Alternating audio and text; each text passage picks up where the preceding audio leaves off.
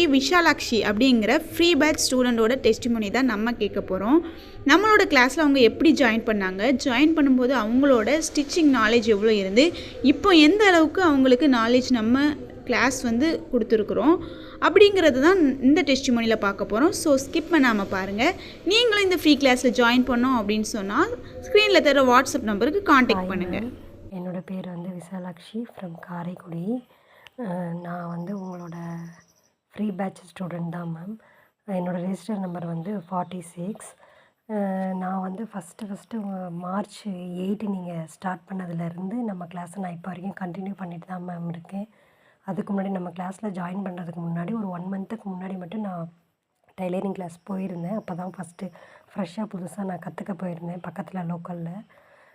அதில் பார்த்திங்கன்னா ரொம்ப அவ்வளோவா டீப்பாலாம் இருக்காது. அவங்க சொல்லுவாங்க, நான் ஸ்டிச் பண்ணுவேன், அவ்வளோதான். அந்த மாதிரி தான் இருந்தது. எனக்கா மெஷர்மெண்ட் எடுத்து ஸ்டிச் பண்ணுறது அதெல்லாம் தெரியாது.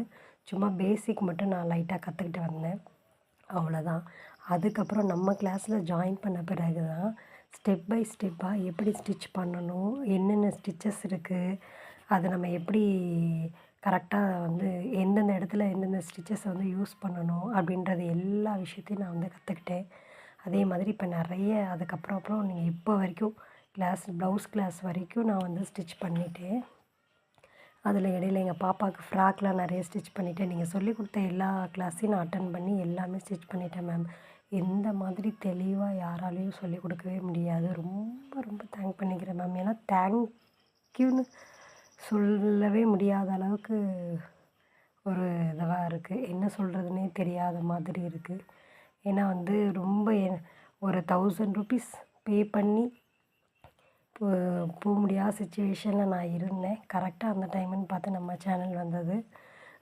அந்த நான் போகிறத விட்டுட்டு நான் நம்ம சேனலில் ஜாயின் பண்ணி